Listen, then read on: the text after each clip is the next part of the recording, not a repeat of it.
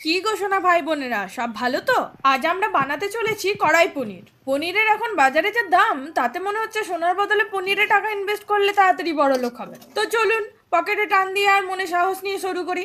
প্রথমে কিছু শুকনো মশলা কড়াইতে দিয়ে একটু হালকা করে সেকে দিই। তেমন কিছু না, গোটা গরম মশলা, গোটা জিরে, গোটা ধনে, গোটা মৌরি, তেজপাতা আর দুটো শুকনো লঙ্কা। খেয়াল রাখবেন মশলা যেন পুড়ে কয়লা না হয়ে যায়।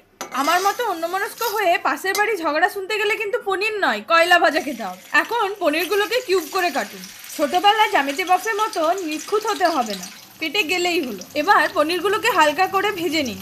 বেশি ভাজবেন না জানো, তাহলে পনির খাওয়ার সময় মনে হবে ইরেজার চিবোচ্ছেন। ক্যাপসিকাম আর পেঁয়াজগুলো হলো পনিরের সেই বন্ধু যারা সবসময় লাইমলাইটে থাকতে চায়। এর কড়াইয়ে দিয়ে একটু ধমকিয়ে চমকিয়ে ভাজুন, যেন এরা ঝিমিয়ে না পড়ে। একটু চনমনে করে ভাজলেই দেখবেন কড়াই পনিরের জৌলুস এক লাফে 10 গুণ বেড়ে গেছে। এবার হলো আসল কসরত। কড়াইতে গোটা জিরে ফোড়ন দিয়ে তাতে পেঁয়াজ কুচি আর আদা রসুনের পেস্ট দিয়ে লাল করে ভাজুন।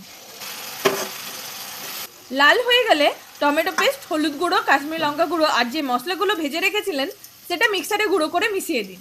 এরপর স্বাদ মতো নুন আর সামান্য চিনি অ্যাড করে দিন।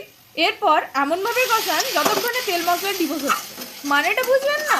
রাখবেন মশলা আর তেলের সম্পর্ক হলো অনেকটা ডিভোর্সের মতো, দুজনের আলাদা হলেই বুঝবেন রান্না ঠিকঠাক হচ্ছে।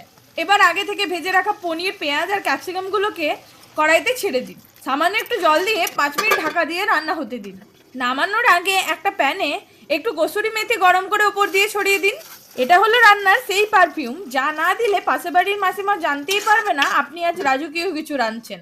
ব্যাস তৈরি আমাদের কড়াই পনির। এবার সুন্দর একটা বাটিতে সাজিয়ে আপনারা চাইলে ধনেপাতা দিয়ে একটু মেকআপ করে দিন।